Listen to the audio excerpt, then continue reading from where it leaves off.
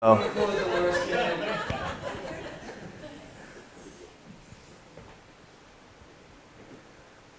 good? Yep. Okay. Well, thanks to all of our friends for coming out for this, and anybody that's tuning in via the live stream or after the fact on the internet. We got a celebrity guest appearance from Mr. Neil Kramer coming in the room here. So yeah, today it's going to be very kind of spontaneous and organic, and we'll see wherever this goes. Basically, I'm sure that a number of people that might be aware of the ranch kind of are aware that the ranch has been going through some different processes and having some challenges, some legal issues, and it's been going on for a couple of years. And maybe last year everybody was really kind of confused about it, and the energy around it was feeling really heavy, and we're trying to figure out how to deal with it. And so maybe everyone felt really negative about it. But I've noticed that, at least for myself, and I'm starting to see it with other folks here at the ranch, that we're really starting to have a complete paradigm change in our attitude and our perspective of how we're dealing with this. And that it has become a catalyst for an immense opportunity for growth and for us to learn, to stand in our power, to learn more about our inalienable rights, about law, about words, about meanings and definitions, and all sorts of stuff. It's fascinating. So the energy around this has really transformed quite a bit. And yeah, again, I feel like it's a great opportunity. And I know that the ranch is well known and has many allies or connections in fields of metaphysics, ufology, exopolitics, alternative history, alternative archaeology, and consciousness. But we didn't really know that many folks that are in this particular vein of rabbit hole of information, which is very deep and and the rabbit hole goes deep. And so in recent times we've been working on networking with other folks that have some expertise in this field. So yeah, certainly thanks to all of the folks that have shared some time with us. Mr. Ben Lowry has an awesome channel, and I've learned a lot from the interviews that he's done with a bunch of different folks. We did an interview with Mr. Spencer here, and Spencer lives pretty close to us, and we ended up contacting him, and just he's been very generous, shared some of his time, and allowed us to bounce ideas off of him, and so we said, hey man, you want to come out and check out the ranch, and he was kind enough to come out here. So today we're going to just do a brief Q&A discussion, and Spencer has a bunch of different info to share and some experience behind him. So without any further ado, let's maybe turn it over to Spencer. And Spencer, maybe you could just kind of start by giving everyone who might not be aware, like, some of your background. How did you start to get into this sort of information about rights and words and law and contracts and all the other cool different topics that come along? Yeah, there's a million layers to the foundation. Yeah, tons of layers. So, start us off maybe. I'm not an expert in this. I've been studying maybe intensely for about 3 years, specifically law. I find it fascinating, so it's not a chore. I have, a couple hundred law books and 40 dictionaries, and I don't have enough time to read them. I was probably first exposed to this because I had a long-term and very unpleasant interaction with a couple people that were substantial liars and manipulative and deceitful, and no ceiling to how far they would take a particular lie or the willingness to keep deceit going in order to achieve an agenda. And I didn't know how to deal with it. And so that was kind of paused while I had an opportunity to study this stuff, and I just coincidentally found some stuff on the internet about banking fraud. And I went, wow, that's interesting. And so as I just sort of studied, say, money and commerce, I started to kind of find some rules that governed it that are simple. And I was infatuated with, we're not exposed to this information any which way. And so that kind of indicated to me there's more to be found. That kind of kept me on the path of researching it. And probably the first real material of substance I found was a guy's video on YouTube, and his name is Robert Menard. He's great. And so his information was so deep and so intricate that as he would say things, I realized how little I knew. And so to watch his hour or 2 hour presentation was, that's not, all he's telling you is how little you know. And so to get caught up to speed with where he's at took months. And he's trying to make it basic. You know, he's trying to say, hey, how do I simplify this? And so, you know, just that momentum of my interest in the nature of commerce kind of kept going, because I had an opportunity to help a guy that was getting sued for $50,000. And then one project after another. You know, somebody had a car lease, and somebody had credit card debt, and so I'd oh, well, you want me to take care of it for you? Or show you how to do it? And that process of constantly helping people out just hasn't ended. You know, it's just whoever's in a bind has always found me, and my interaction with this stuff has definitely been seamless. Just, you know, one after the other for the last, I don't know, year and a half. So that's maybe my start to it.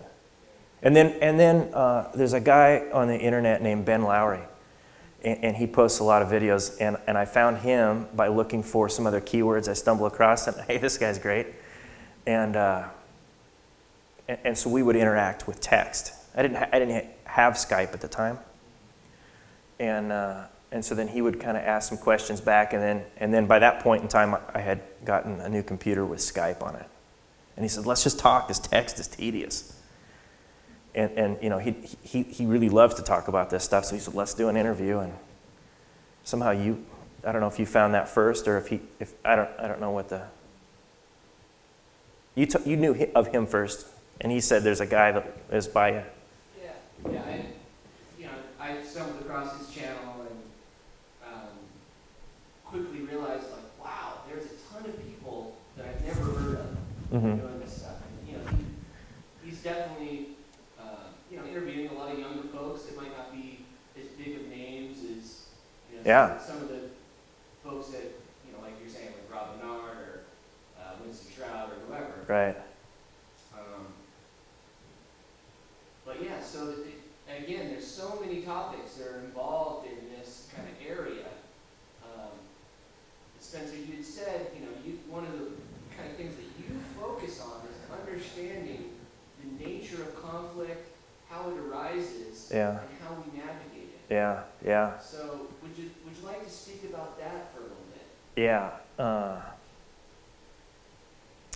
Parties have a duty to avoid conflict, and our legal system is designed to fight, right? These attorneys' ads are, hey, we'll fight for you. That just means they'll take your money. Has nothing to do with the resolution of an issue. Yeah, it's so simple. Once you put it in play, you know, it's all about, first of all, one of the core elements that I think people overlook or never are conscious of in the first place is you have to be your own referee in a situation. And a lot of people, when they're very unexposed or ignorant to how the system works, I hear a lot of things along the lines of, can they do that? Is that something they can do? Is someone allowed to do that? And that insinuates that there's a third party that comes and intervenes for you to stop someone from engaging with you, whatever that is, whether it's a traffic ticket or code violations or debt on a credit card or any number of ways someone can sue or use a legal process or use some kind of process. And so I think one of the most fundamental elements is that you have to be your own referee in the process, in the situation. There's no mom and dads out there that will stop someone from just, without you intervening, come in on your behalf, I guess is kind of the ultimate conclusion of that thought process. So, I don't know, what was the rest of the question? Well, how do we do that? Oh, nature of conflict, yeah. Yeah. Yeah. You're talking about us being our own reps, but a lot of people might have a hard time just going from making that assumption that you're talking about. That, Yeah. hey, can they do that? Yeah. Isn't somebody supposed to hold them accountable? Right. So, who's supposed to hold them accountable? right. And so then the other is to have faith in yourself that when you address that issue, that you are resolving it right then and there. In other words, people sometimes feel that if they either have a private conversation or write their own letters or notices, that it falls on deaf ears and it doesn't have an effect. And the opposite is true. That's the only way to resolve it, is to, you start addressing the situation and resolving that conflict. At some point, if you're drugged into or brought into a public forum for resolution, some kind of court, court of some jurisdiction, small claims or whatever, that record has merit to the exclusion of everything else, unless you re-allow that to happen, right? So once you, and it takes a little bit of time to see it over and over and over, like anything. Once you get a pattern, you got it down, right? Nobody can walk out onto the tennis court for the first time and just perfect. It's over and over and over again until you get it. So once you know all the elements that need to be addressed to whoever's alleging something, and it all evolves around avoiding conflict and not tricking your adversary and not trying to hide anything. You put it all out, and then there's a time frame issue. This can't go on indefinitely. Second notice, default. We're done talking about it. You can't go on forever. There's got to be a limit. There's time in a football game and innings in a baseball game. Well, in resolution, it's notice, second notice, default. In an auction, it's going once, going twice, sold. They don't beg people out in the audience for 10 minutes to buy the thing. So, and all this process has been honed over so many hundreds of years is probably an understatement. You think back to a time when there was merchants and traders at seaports 500 years ago. This was such a simple process that for the resolution of a deal that went bad. So all the statutory stuff is a deliberate confusion. So maybe you could talk about that a little bit for people that aren't aware. What's the difference between a law and a statute? Most people are being, given some sort of ticket or something. Yeah. And they might not have necessarily broken a law, but it was against the statute. Yeah. So maybe you could talk a little bit about that concept. Yeah. Boy, I'm not real good at articulating that. A law is are the rights and defenses for loss or injury. And a statutory is a very narrow scope that's limited to I almost said people, but the persons that want to be a part of that process. So, as an example, statutory. I mean, if anybody in here was charged with willful failure to file Brazilian income tax, I'm hoping no one in here is from Brazil, for that to work. That's statutory, and so clearly there needs to be limits to who that applies to. Right? It can't be for everybody that's ever lived, kind of a thing. Sure. You're saying you don't live in Brazil, so how could that apply to you? Right, right. And so statutory always has very defined limits to its jurisdiction. Whereas damage or injury or loss, that's transcends all agreements. That's just a fundamental right, is that no one can cause an injury to you. And so, law is then the rights and defenses and concepts and doctrines within loss, injury, damage. And so statutory can get kind of confusing when you think, well, if you've registered your car and you have a driver's license, and you get pulled over for speeding, it's breach of contract, breach of agreement. So that's the justification. Maybe at the highest level, not with the guy that's pulling you over. They probably don't know why.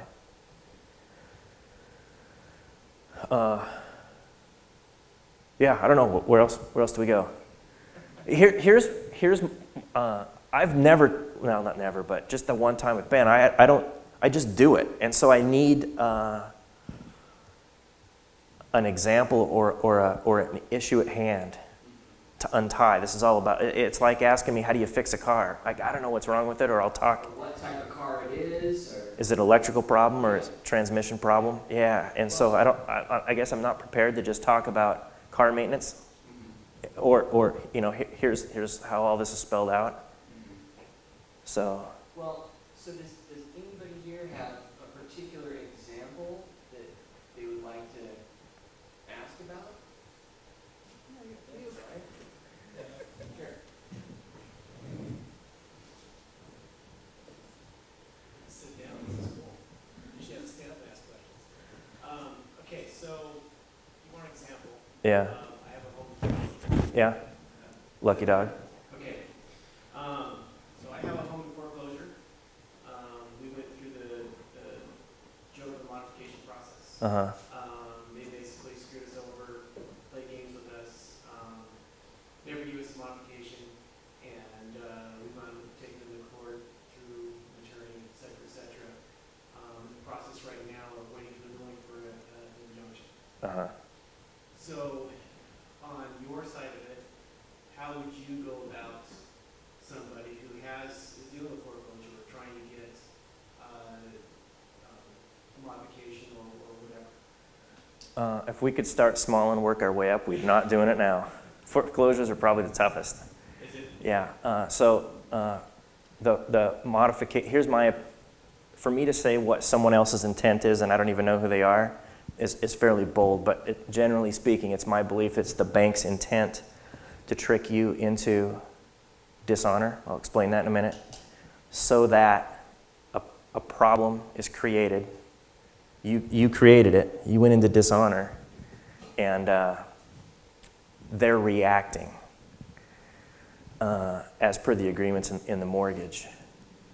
And mortgages are a complex set of contracts, and there's trusts involved. So to understand a mortgage, you have to trust the grantor, trustee, beneficiary over an asset.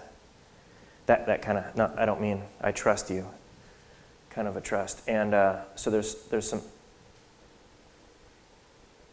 details to know there. So here's how I would have handled it.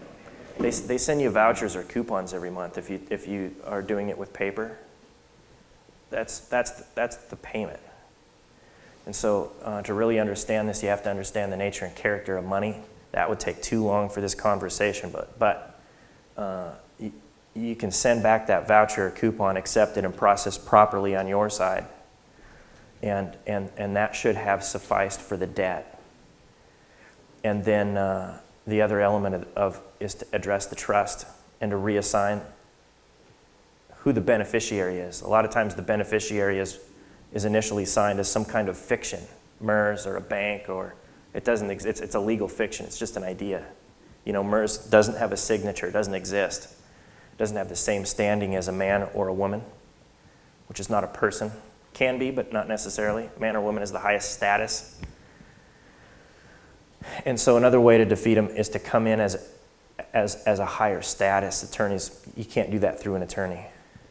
Attorney, their first duty is to the court. What is that? Corpus Juris Secundum 7, volume 7, section 4, that spells out that their first duty is to the court and then to the public, and their third duty is not to the client. That's not a slap in the face. And so that kind of gives them, permission to keep the system from being challenged. So, I don't know. I guess what I might do on a mortgage situation is to accept the vouchers and send them back, and then send a notice in and undo the fraud and correct the fraud. Send a notice of correction for fraud, and then reassign who the beneficiary is as the grantor. If you set up a trust and you're the grantor, you can make changes. Now there's clauses in there that say you can't do that. This is irrevocable. Well, that's true for a contract that's valid, but not for one that's void. And void is different than voidable. Voidable, a legitimate contract that can be changed later is voidable. One that was fraud on its face is void. And so there's a little bit of knowledge to, okay, why is it void? Where's the fraud?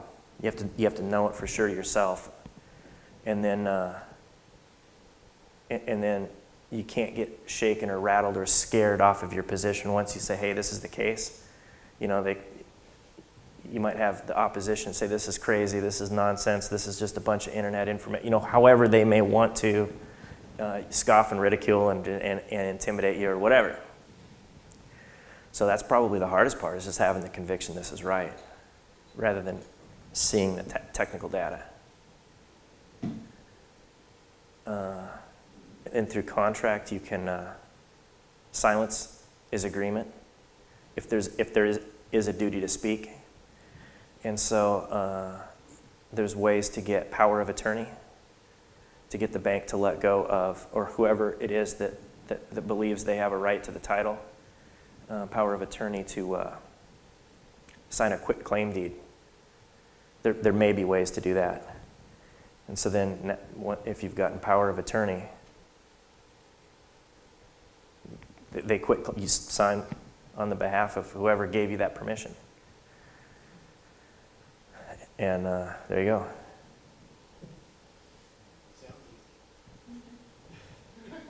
go. Just do it a dozen times. Just do it a dozen times. Yeah, the first 3 won't be. How many houses you got? That's the problem, see? It's like building a barbecue. The first one's tough. By the time now I get it. But whoever builds a second barbecue. So that's part of the nature of this thing, is if it's confusing enough to where, how could you ever get good at it? Because you have too much at risk. You're scared of it. You're scared of losing the thing. Right. But if you were doing it for somebody else, you'd have a lot cooler demeanor about it.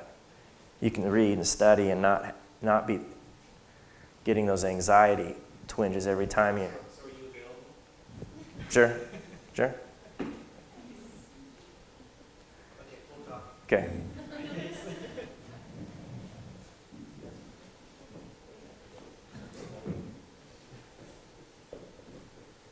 Well, I was just wondering if you could maybe speak about debt collectors. Yeah? I don't know, do you need a specific question about it? No, I have one. Okay. Is the debt that you have in mind someone, a live being, like you borrowed money from grandma or your neighbor, or is it a corporation? Corporation. Did you give your social security number? Yes. Easy. Yeah. So is it a credit card or student loan or medical bills or? No, it was a power company. Oh, is it an open account? No, not anymore. Okay. Open accounts, they can just be malicious and just shut the account off. So if it was current utilities, they may just go, yeah, watch this. What are you going to do about it? And shut your power off or whatever. So they give you a bill, right? I would say, I doubt that. They probably give you a statement or an invoice. Okay, yeah, it's probably the same. Yeah.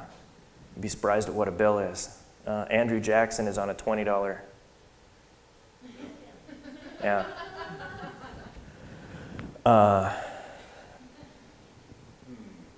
Yeah. So if it's gone to a collection attorney, a lot of times they don't provide a coupon or a voucher. But if they do, I just accept it and send it back to them. There's ways to do that. You don't just, the better you are, the less you write.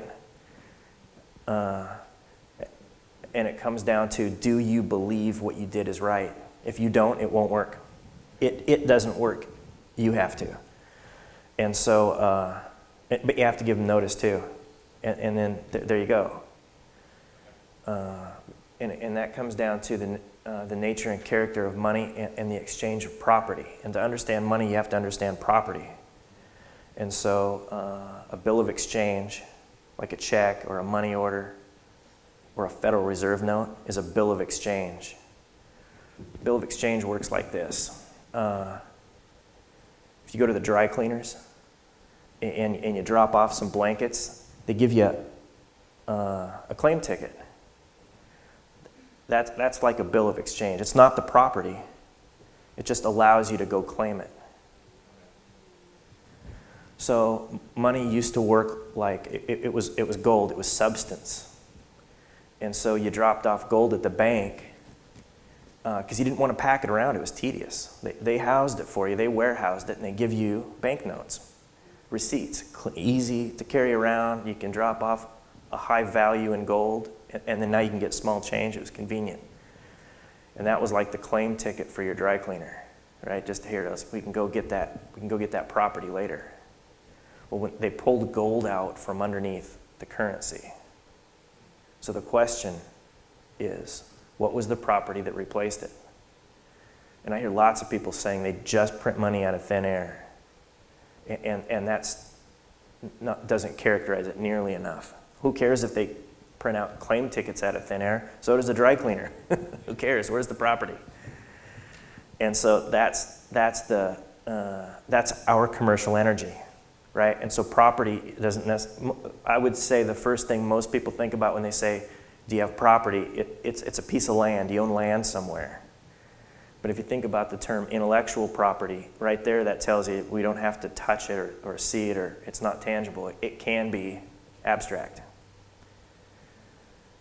And so how is our commercial energy, your time and effort dedicated somewhere, as property?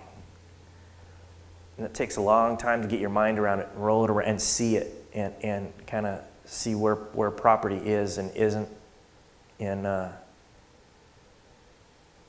And so that, once you know that, you can know why. Who cares what the claim ticket is when you go to the dry cleaner? Let's say you forgot your claim ticket, but you knew the serial number on it. Why would they care if it's not the right ticket? You got the number, you're the owner. You know, that's just a formality. So the coupon or voucher that they send you is just the formality. Who cares? Go get the property. And that's probably more tedious and that I can go into here, and I'm not prepared to do it, but I'm trying to scratch the surface here, you know, kind of go out and look into it from there. What books have you read, or were the ones that you were talking about? All the books that I get are on a website called archive.org, and they're all PDF books that are out of copyright. And so I try to read the oldest thing I can get my hands on, and I really try to find stuff before, you know, the 1850s, before the United States was a corporation, you know, the 14th Amendment and all that. I don't know if I went too fast on that, but, you know, because that's when there was kind of you can kind of see a quick transition in certain information that doesn't quite make it to the books, especially in dictionaries. You look up a Webster's 1828 dictionary and look up the word address, and you look up in a new one and, oh man, there's a lot missing. And I bring up that word because the very first thing I thought about when I talked to Nate was, do you have an address regarding this property? And an address means to assign or consign to another. So if you have an address, haven't you assigned your property to someone else? And so if you've done that, don't they have the right to do with it what they want? You assigned it to them. Where's the limit on what they can then say, what the rules are? And Nate's done a good job of undoing that. So got rid of his address? No. Or is there a way to get rid of an address? Sure. Yeah. If you were to get rid of an address, now we're talking about maybe going as far as unregistering the land. And now you're sitting on a little kingdom, and the fire department won't talk to you, and the police won't, 911, forget it. You might have your phone shut off. There's no, you'd be a little principality, and you'd have to be self-sufficient or very competent in commerce to reestablish those connections to the services that you take for granted. Or maybe do, you know, I don't know that you do, but the utilities and sewer and water and all that kind of stuff now don't have those agreements associated. So would you just maybe do a whole brand new private contract with one of those entities that you did want to contract with? I wouldn't get rid of an address. I mean, I would just keep it registered, because some of the things that I think, does not Dean talk about trusts and knowing how to operate in a trust? Isn't that his awareness? Yeah, we'll be able to get into that tonight. Okay. I just assume leave it the way it is and know how to operate in a trust and but see to it that the trustees are reasonable. And who the beneficiary is. If there's a trust, there's a grantor and a beneficiary. And so who's the beneficiary? Why would it be the county? You know, where's their standing or stake in the issue? And so when you first become aware of the address, and I gave it away, there's, wow, it's a shock, and all kinds of concerns may swirl around in your mind, but, you know, just sort of roll it around, and once, the more you learn, I think the less of a concern it is.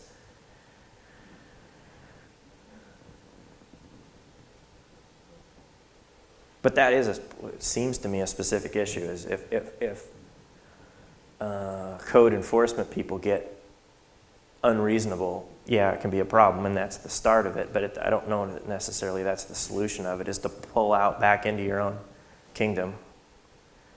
That's, I don't know, it's kind of extreme. Don't know that it needs to get done. Just my take on it. You mentioned power of attorney, getting power of attorney to be able to change those things on the go back to the mortgage company thing. On a mortgage. Yeah. So you would get power of attorney for the entity that you got the loan through or whatever, something like that? Or is it a different? Who's the power of attorney of? I got you. Did that get recorded okay? The question is something about how is power of attorney acquired and who is it over or on behalf of?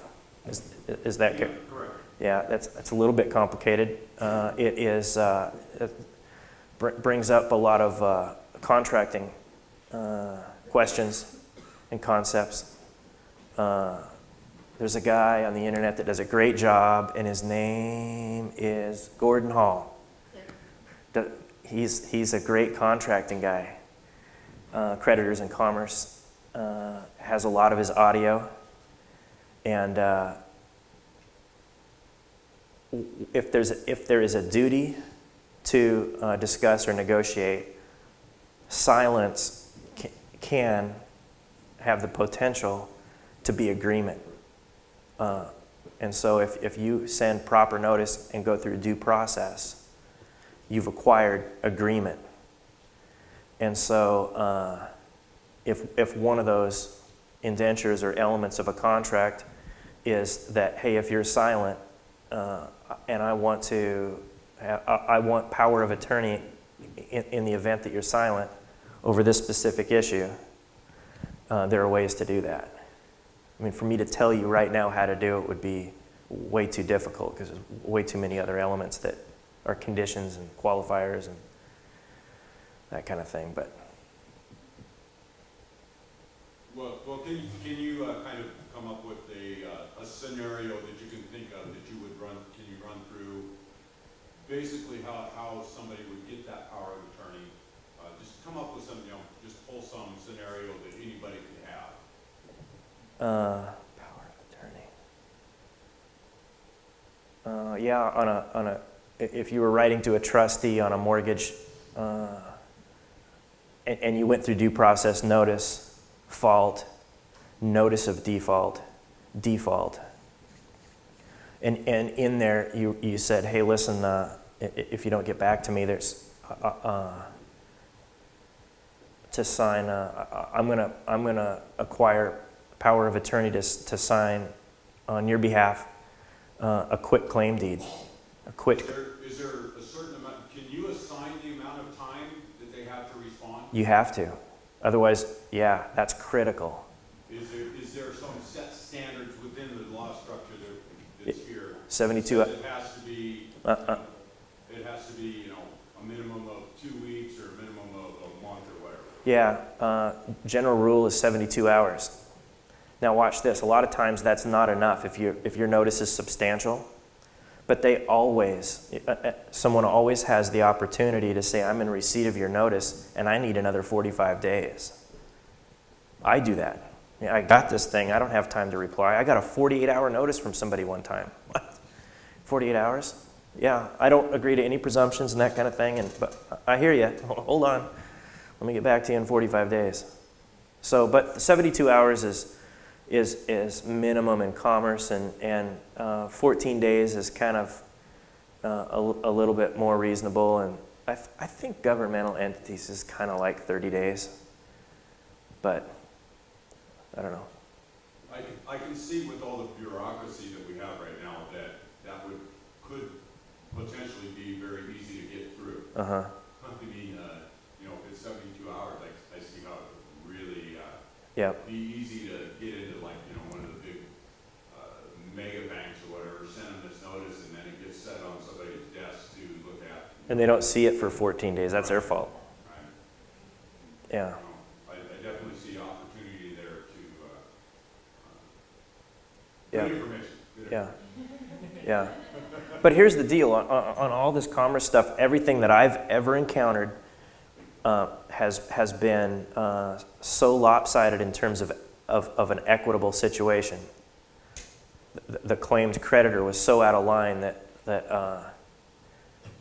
a technicality was never needed. It's not like you need to resort to something that thin as they didn't respond in time.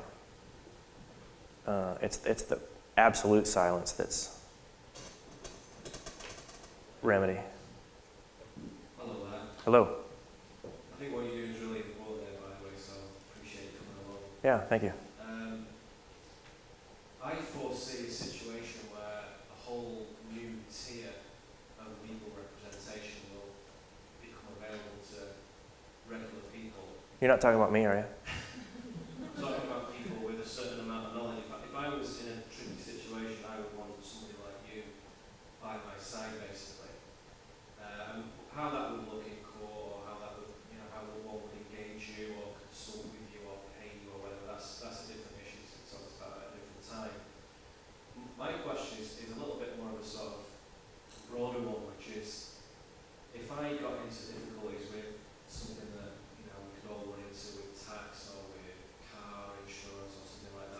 Mm-hmm. then fine. But if it was a more serious thing, like a jail term or something, Mm-hmm. there's no way I'm going to be able to kind of soak up the level of information that you have and have the confidence with it, because as you rightly said before to that other guy, if it's someone else's issue, you can afford to take a slightly higher perspective and be cooler and more judicious and stuff. But if it's yourself, and it's your house, or it's your freedom or whatever, then that's difficult. So in those sort of circumstances, what would you suggest somebody like that does? Because I think what you're doing, for example, I'm a smart, intelligent guy. I could not do that because my brain isn't configured in that way. And there's just no way I have that kind of methodical, scrupulous approach to it. Mm-hmm. So I would say, well, I don't work in that way. I need to find someone who does. How would that work? What would you suggest to somebody who finds himself in a serious situation? Boy, it seems to me like the internet would be, the time frame is, you're right. This takes, man, I can't imagine being reasonably proficient inside of 18 months, but maybe. Depends on whatever foundation and background you came into it as.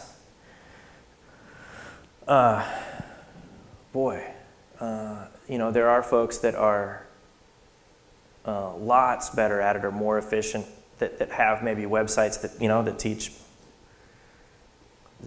teach this stuff online and that extend their services to folks. So if I come to you and said, I'm in the shit, mate, I need your help, Yeah. what happens then? What? Do you say, well, you can buy my time, or I can recommend some colleagues to you? I would say if it's something I could, I would help you out. I've never charged for this. I do what I do, and then I say, hey, since I dedicate all my time and effort into this, can you do what you do? Yeah. Can you do what you can?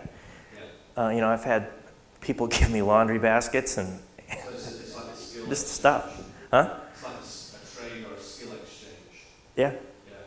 Because one thing I've noticed with this, speaking with Nate over recent times about these issues, and in the UK it's like its own little movement, and obviously the guy you mentioned earlier and some other people as well, there's this site called lawfulrebellion.org, which is about sovereignty and all the rest of it. Is that John Harris? Yeah, that's right. John Harris and David Offalis was, Yeah. The carpenter. yeah, that's right, yeah. He's a crafty cockney type of chap, isn't he? Yep. I like him. Yeah. You see, that's all very well as well, and I've noticed that one thing that tends to happen is when people get brought into this, maybe out of necessity, people start to get into it themselves, they start to learn, and they start to realise that part of the principle of this is empowerment, really, isn't it? To realise, as you said, that there's nobody who's going to pat you on the back and say, we'll look after you, you have to kind of do it yourself. Yeah. The only disconnect I see is that it's such a kind of scholarly activity in the way that it happens, that I think there are some people who are correctly configured for this. Yeah. Yeah. The prospect of me reading hundreds of law books and stuff, I would just kill myself, really. I love it. Yeah, but that's your brain. Your brain gets into that, you fulfill it, and you broaden it out. So can you, I guess, let me summarise that question. Can you foresee a time where there is a second tier of representation by people like yourselves or regular people? Oh, it's happening right now. If I would say this isn't complicated. It's just a lot of simple things. And so you need all that context in order to kind of see the rules of the game being resolution, conflict resolution and money. It's just, there's so many little things that maybe you get intimidated because you've built up maybe what it is. When I tell you I look at all those books, it's because it interests me and I'm kind of looking for stuff, and I'll study words to a point that it entertains me. I don't really need the data anymore. So because I've done it doesn't necessarily mean that you need to do this much. Yeah, and so to kind of go back at that question again, yeah, lots of guys are doing this, lots of them. I can't ever have a conversation with anybody that I see in person. I've never known anybody, within my physical presence that had any kind of awareness of it. But I find lots of guys on the internet.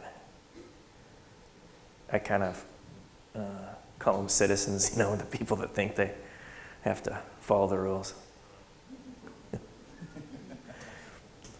There's a movie with Dan Aykroyd. He's a hitman, and he's talking about putting something in the water for the citizens, just like fluoride. It's so funny. Thank you so much for being here. You're welcome. Appreciate it. I have a two-part question, but I also wanted to kind of just say that I've been drawn into this, dealing with the process on the other side up to now, but really getting into the history behind all of this, and the holy science that's about Santos Bonacci's work, all of that, and then leading into the actual studying of the process and the background has been so transformative for me. Yeah. And so empowering. It's rewiring my brain. Yeah. And really changing me at an internal level in how I'm interacting with others, and it's just so exciting. Seems like a natural part of this awakening process that Yeah. we're all going through. Yeah. I just wanted to kind of say that. Yeah. I have a two-part question. One of them is a smaller question. I was listening to Gordon Hall the other night, and he mentioned a term around backdating documents that was Nunc pro tunc. Nunc pro tunc? Yeah. Okay, so that was a concept I was curious if you knew anything or could maybe elaborate a little bit on that. And I'm the administrator on an account that is currently in dishonor with the IRS. Yeah. To the point of a lien. Oh, Now, I did pay the principal. This is all interest and penalties and all that kind of stuff. IRS, in my experience, is very honorable if you do things right. Okay, so is the administrative process very different when you're in a lien situation versus just the standard three-step process? It seems to me that it should just be an extra area of awareness and to bring up in conversation, which is your notice. And so once you get back in honor, you should say, hey, this is, once we've taken, there's a maximum, once the cause is gone, so should the effect. And so once the cause is the debt or the dishonor and the effect was the lien. So if you've taken care of this, that should go away. And I would put that in the form of a question, do you still have grounds for a lien? It appears to me that it's gone. And then if they're silent to it, they agree with you. Okay. As a way of initiating stepping back into honor? Mm-hmm. Yeah, I mean, is the debt or the account zeroed out in this hypothetical situation, or is there still? Oh, no. It is. Yeah. Yeah, then just do a separate follow-up notice, just specifically regarding the lien, and then maybe cite that maxim, cause and effect. I don't know. I'd have to go look it up somewhere, but Okay. Well, I just recently got some mail from Portland, and I have all these projects I can use to practice on. yeah, And it's exciting to me to do that. But this concept Gordon was talking about, this nunc pro tunc. tunc. Nunc is N-U-N-C. Okay. New word, pro, P-R-O. Tunc, T-U-N-C. Okay, I gotta look that up. But Literally translated, it means now for then. now for that. I'm signing this now, but I intend its effect to transcend time. Right. Always. This is, Okay. I yeah. was thinking about taking that route because it's really intriguing to me. I use it sometimes. You do. Mm-hmm.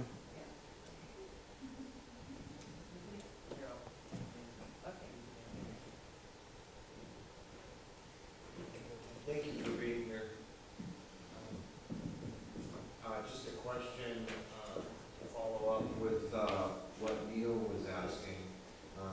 Can you have somebody represent you if you don't feel you're confident enough to stand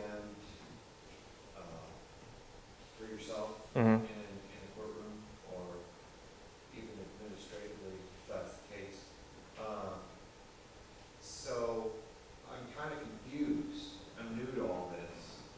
And if all of this is only attainable by standing in a place of honor, say you've got a ton of money and you're in trouble Mm-hmm. and you can't and don't understand this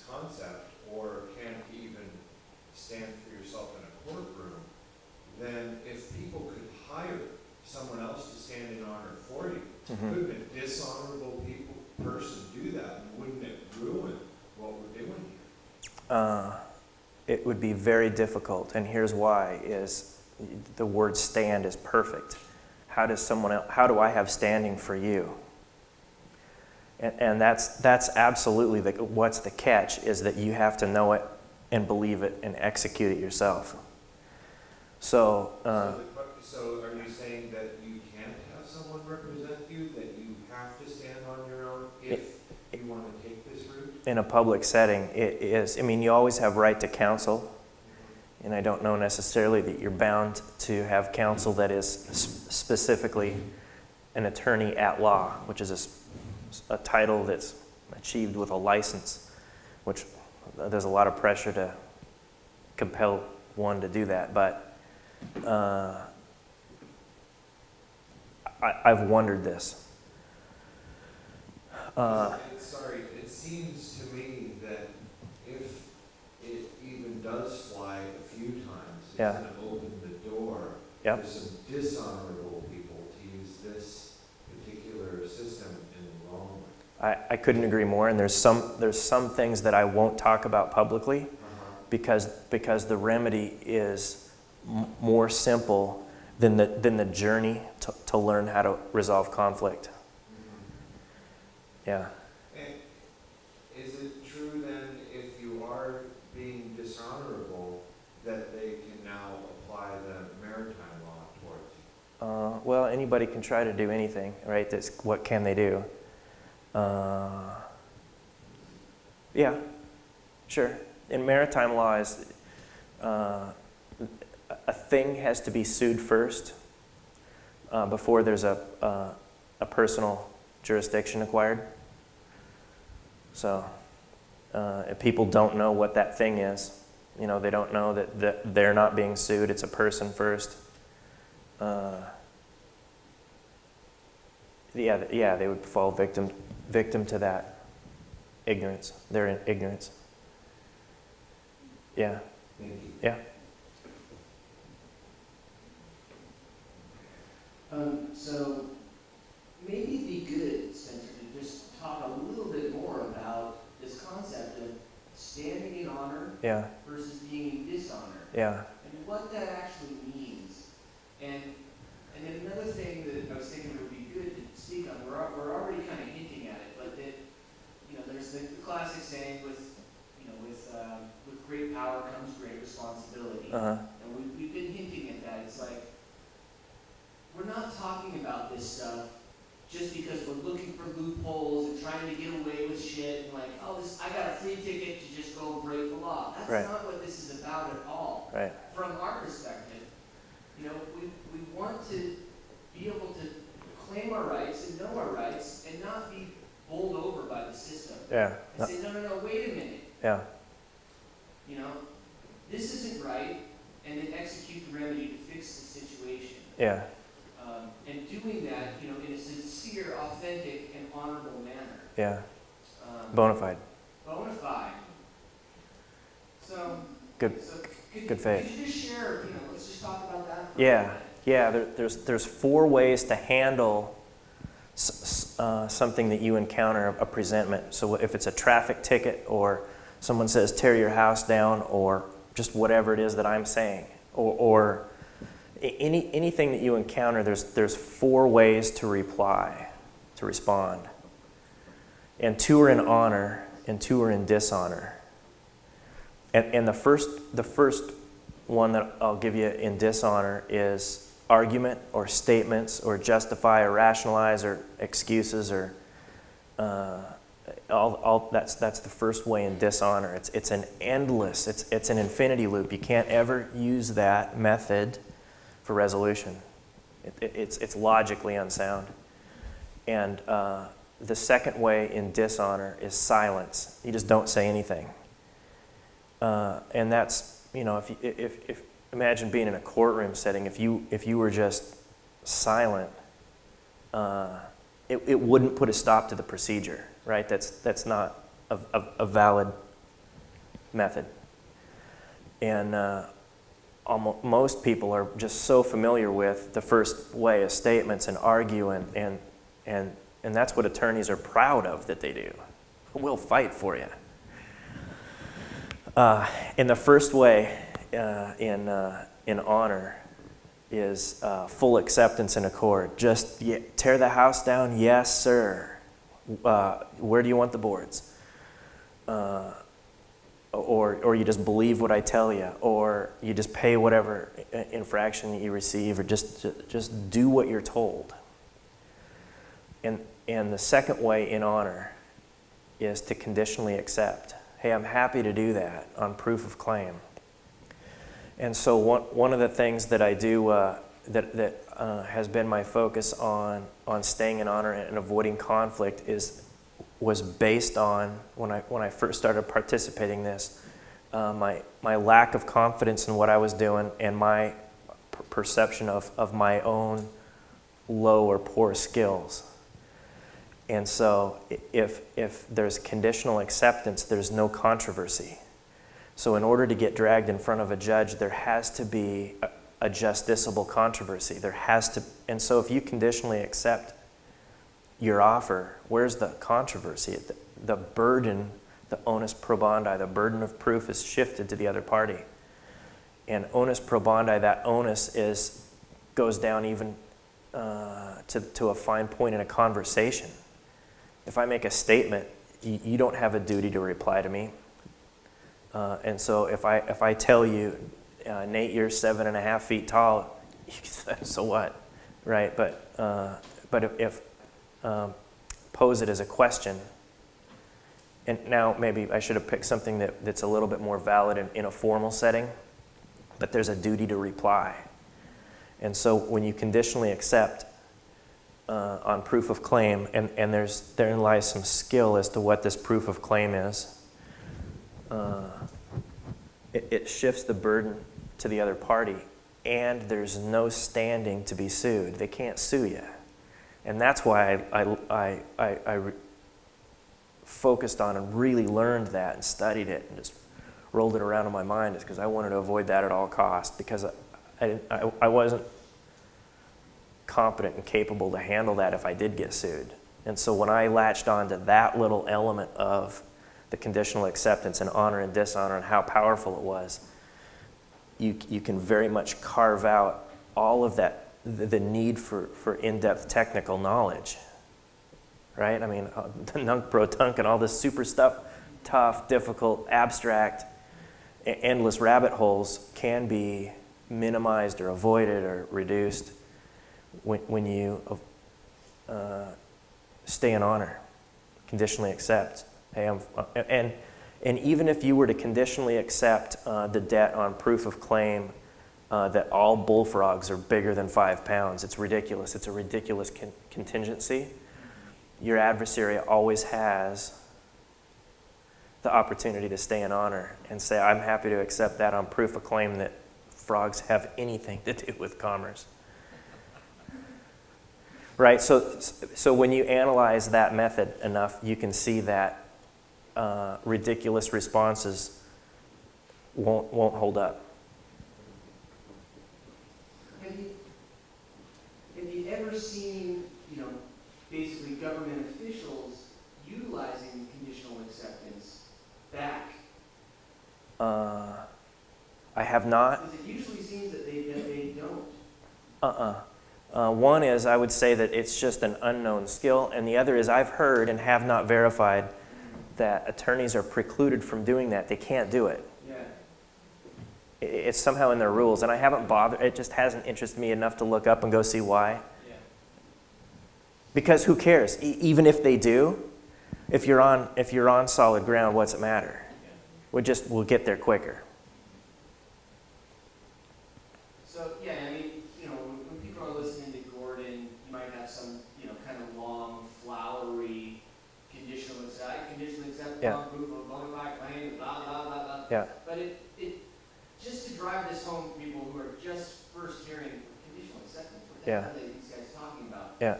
It doesn't need to be some really long, complex thing. I've heard other people describe it as like, if, then. Yeah. Yeah. Sure, I'm happy to accept it. Right. If, whatever your condition is, Yeah. basically showing the proof, Yeah. then I'm happy to accept that. Yeah. Yeah, we got little elements of contract rolling back into it, but sure, absolutely. Yeah, and then now it's up to them to either come through or rebut what you just said. And so they may, one option is to comply with you, full acceptance in accord, or the other option is to conditionally accept what you just conditionally accepted.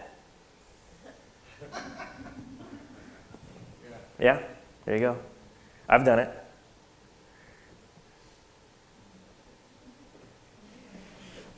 Dean's got a question.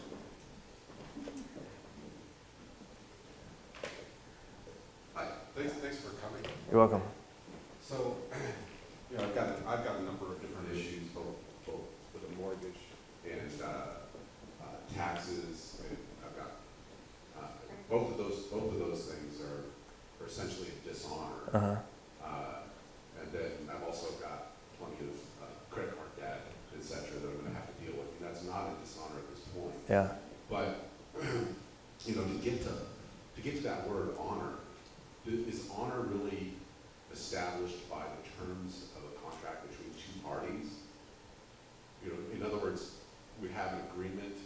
Do we have to be honorable within that agreement, or can somebody do something outside of that agreement that affects it in some fashion? Sure. Okay, Yeah. so- Contracts are very dynamic and move all the time. So here's where I feel harmed. Mm-hmm. Right, I feel harmed by a system that propagates war Yeah. against my fellow man. Yeah. And on a very real level, that affects me, stresses me out, and it hurts me philosophically, religiously, just at every level. Yeah. I'm opposed to war.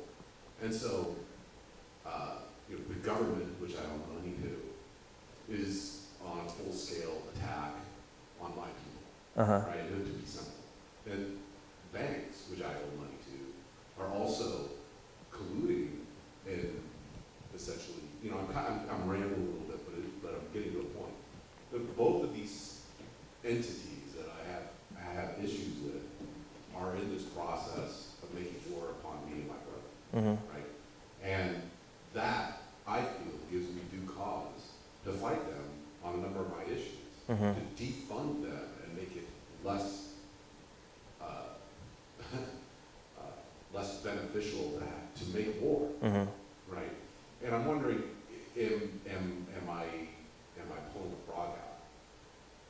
You know what I'm saying? Mm-hmm. Am I making it an unrealistic argument? Boy, I'd have to think about it. I don't.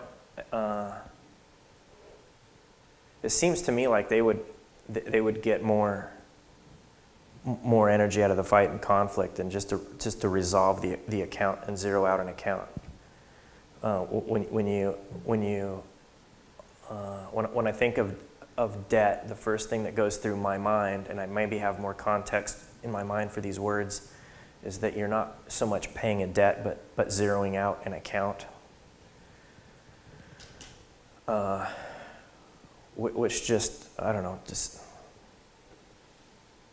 how much does that fund things? I don't know. I'd have to think about the way the currency flows to find out how, but it certainly takes a lot of, or all of the stress and anxiety out of those specific issues for you, and that's, seems to me that would do more people good than maintaining a fight and conflict path on it. Right. Well, I'm not really concerned about losing this house that I've lived in since I was 40. I'm essentially kind of, I don't want to lose the house, but at the same time, I don't really own the house because I've never had the deed, right? So to me, it's kind of it's been kind of a false assumption on my part that the house is mine, right? And but that doesn't mean that I don't really have a claim to the house. Yeah. I feel like I do have, a legitimate claim to the house. But, I guess where I'm coming from is I want to know, from my perspective, I feel like if all things were equal, I'd be in dishonor, essentially, because I haven't been paid for the mortgage. But all things are not equal. The funds that I give to the bank then turns around and makes a profit by investing in companies And that affects me, right? I am damaged by that. Mm-hmm. I mean, I feel damaged by that. I don't know about anybody else, but, it's a problem. And, I'm just wondering if that's a legitimate argument. And Banks. I could lose the house, but if I make this successful argument and other people use it successfully, then, I think, great, that's something for everybody to benefit from. Mm-hmm. I mean, even if I were to lose and somebody else comes around and tries the same tactic and wins, I would consider that a win. Mm-hmm. That's the way I look at it. Because, like you said, I've only got one house, like, the gentleman over here, to fight for. Mm-hmm. And, so I only really got one shot at it. Mm-hmm. But I honestly, I feel like we all have that argument today in some regards, because we're not being represented by our government. Corporations are being represented by our government. So essentially, it's being represented by some things that don't really exist. Mm-hmm. That's still your government? What's that? How come you haven't fired them? Well, that's what I intend to do, right? Yeah, it's easy. Okay, maybe you could get into that a little bit. Yeah, sure.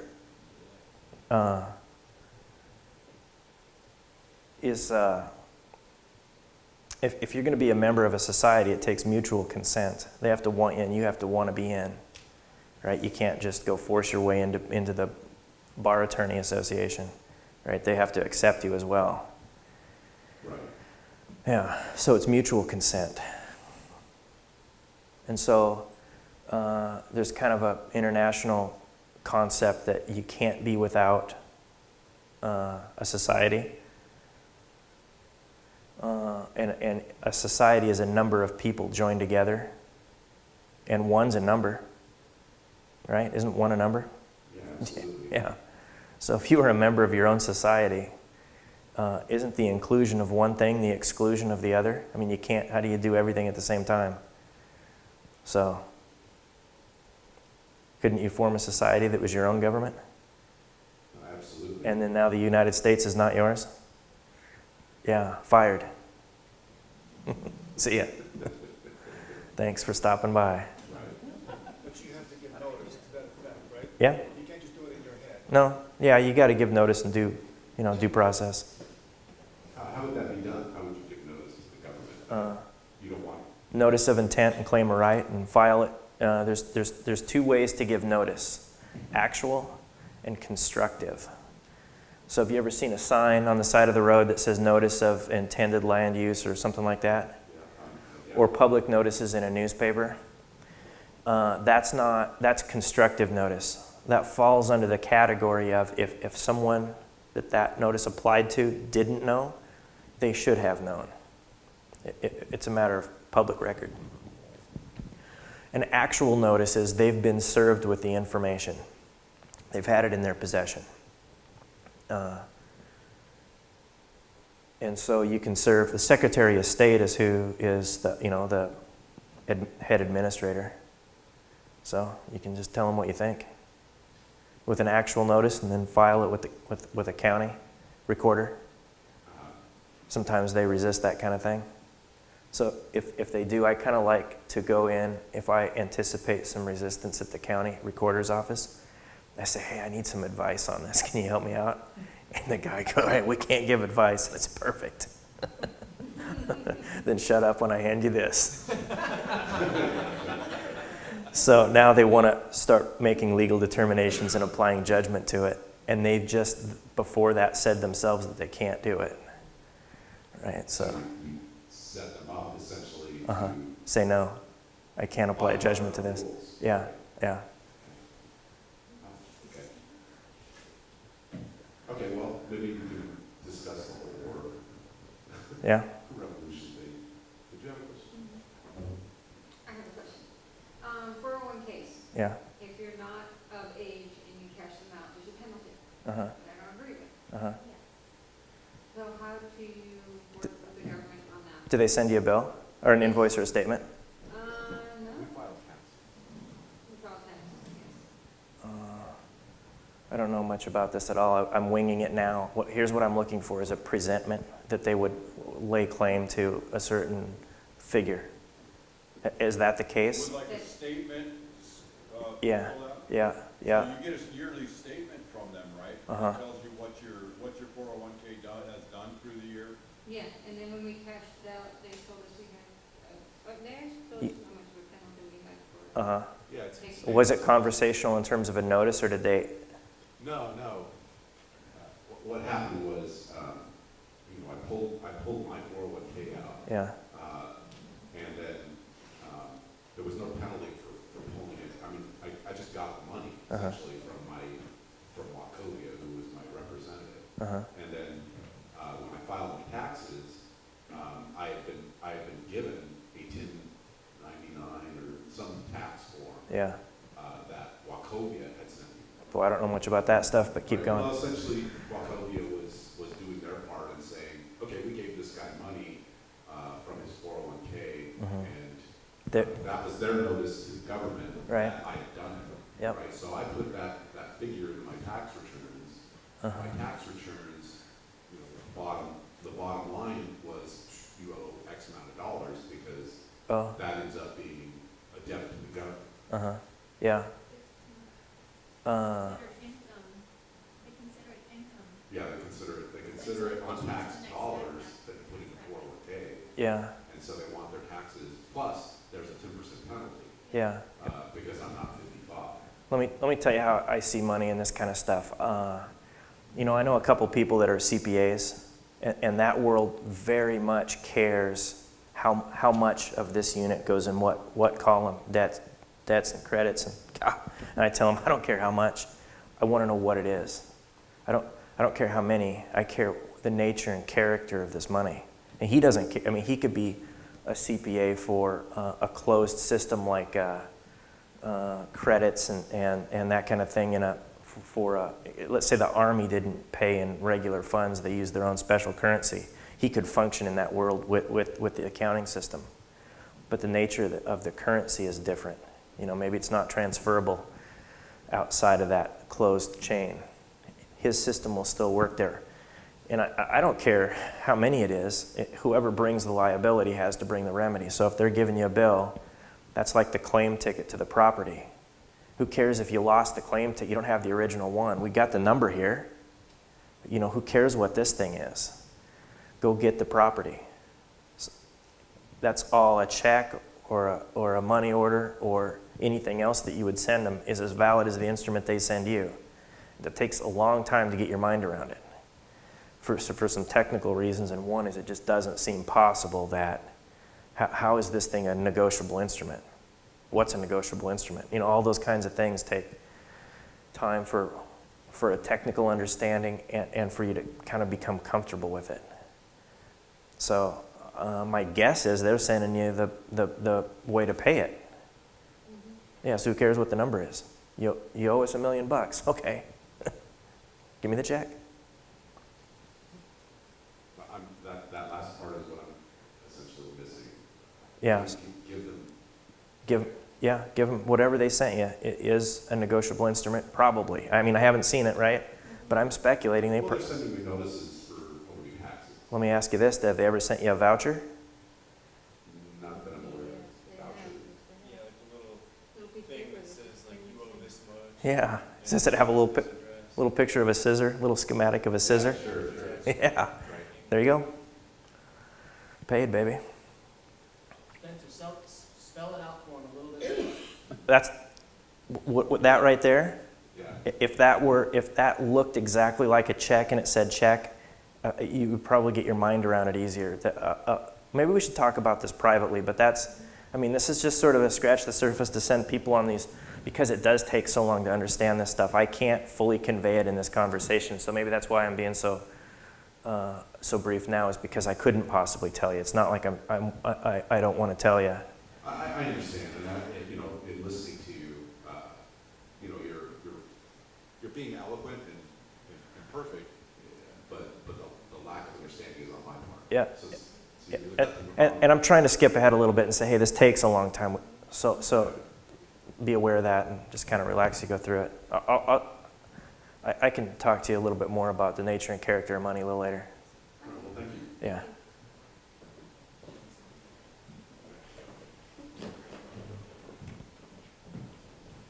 Okay, I got something that, this may not be up your alley, and I may just be making a comment here, but I saw a really interesting parallel. Energetically, I saw a parallel when you were talking about the different types of notices. Mm-hmm. You have the constructive notice, where I think you said something goes out, they put some sort of notice out that is basically saying you should have known about that, but you didn't. Uh-huh. Right? Okay, as soon as you said that, I just got this picture in my mind of all these different shows that are on TV.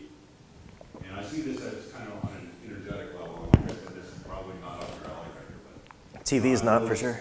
I'm seeing them putting out what they plan to do Oh. through all sorts of different media. Uh-huh. Uh-huh. And, Uh-huh. and energetically, that's them putting that notice out to the public I see it. that we're going to do this. Heads up. And they may be putting it out in a fiction form of what we're interpreting as a fiction form, but Uh-huh. energetically, they're saying we're planning on doing this. Right. And you had your fair notice, so when they go out and do whatever this deed was, then energetically, they don't feel the same consequences from it because They played the rules. They gave notice. Yep.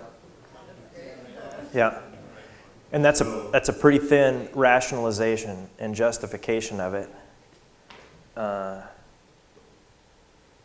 Because there's other elements that go along with that. And so what would, part of it is what would a reasonable and rational, I'm going to use the word person here conversationally, by the standards of this community, what information would they derive? That's an element of of a valid notice. And that's, no, I'm seeing in the area that you're working, yeah, that there are different boundaries there. that applies here. And so Is what qualifies in that sense, through the financial end of it? Yeah. What qualifies as valid notice? Yeah. But I saw that, like I said, this is probably not in your little ballpark of what you're working with. I see it. But I definitely saw working energetically on things. I saw definite parallels. Uh-huh. Yeah. Thinking about this a little more, we're thinking about how to use this realization of this perspective for things that are our own troubles. Yeah. And could we, since if we're not an honor, this whole thing doesn't work. If you don't stand in your own, this whole thing doesn't work. So technically speaking, if we're not an honor and it doesn't work, if the government's not an honor, what Dave was talking about, he wants to teach them a lesson and not fund the hand that did feed him, that he agreed to, or whatever loan or whatever. Mm-hmm. Now he knows this company's bad. Say you borrow money from someone. Yeah. And you don't know how they get their money. You just borrowed money from this person. Then you find out that they actually do wrong things to get this money, but you already agreed to a contract. Yeah. Now you want to teach this person a lesson. You don't want to fund them further because you don't agree with what they do in their private life and at other times, Yeah. whatever the case may be. Aren't you using that as just an excuse to try and hurt them? And couldn't we, instead of taking our own little personal issues, to just nip at them like this and this? They're dishonorable. Yeah. If they're dishonorable, why can't we approach them like they can approach us? Yeah. Yeah. The quid pro quo thing, man, that perpetuates it awful. Well, and so back to this situation, debt can be sold, or a bank makes its biggest chunks of money by foreclosing on houses. They didn't risk anything in the first place. If they take a house back, man, that's a good gig. So, to zero these accounts out, to me, is the least amount of commercial energy you can put into that system. I guess what my question is, if a lot of us realize this, Yeah. and we group together and hold the government accountable for being dishonorable, why can't we just take them to court? Why can't we? If we know what we're doing, why can't we just say, we didn't agree to this, you shoved it down our throat, Yeah. and now you're saying this is policy? I don't think so. Boy, you went over my head. I don't know. Okay, if, let's just say. It's not that I don't understand you, I don't know where the remedy is. That we don't agree with. Yeah, They're being dishonorable. yeah, So aren't they accountable to us because we're being honorable? And can't we, instead of dealing with our own little problems, I have this little problem here, Right. that little problem, why not deal with the culprits? Just go, you guys, so we're dealing with this on a little individual level. yeah, All these little satellites. How about we all group together and go, you know, the banks are controlling the world, oil's controlling this world, the governments are controlling this world. There's a handful of people at the top that are running this whole thing, and they're dishonorable, but we are honorable. Do you see where I'm getting at? mm-hmm. Is that even possible to develop a case and go after it that way? Because if there's a crime happening, why are we all just sitting here going, I have my little crime? Right. It's happening to all of you. Well, I guess it boils down to what is, can you articulate an injury and what are the damages? So,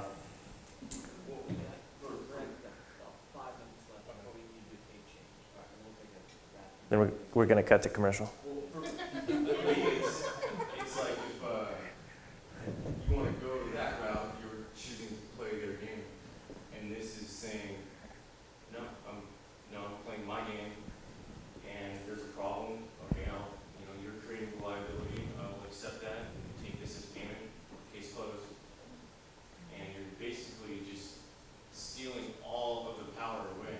Mm-hmm. Like you can try to engage in their game, but are you going to win? Like, are you just going to pick up a baseball bat and go win the World Series? Having never played baseball before, like they know what they're doing. So this is a way for us to just, it's like a beginning of a movement that just totally shifts everything. Yeah. Like in the broader sense. But Isn't arguing dishonorable, or justification, or Mm-hmm. argument? Yeah. Isn't that dishonorable? Yeah.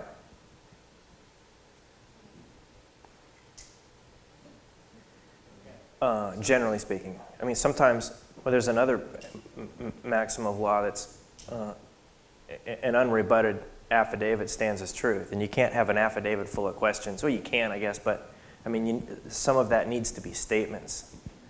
And so most of that dishonor in a statement is centered around a reply, to reply as a statement rather than initiate. So since we got such a small amount of tape left, maybe we'll use this as an opportunity to do a little bathroom break, change the tape, and be back in 5 minutes, 10 minutes.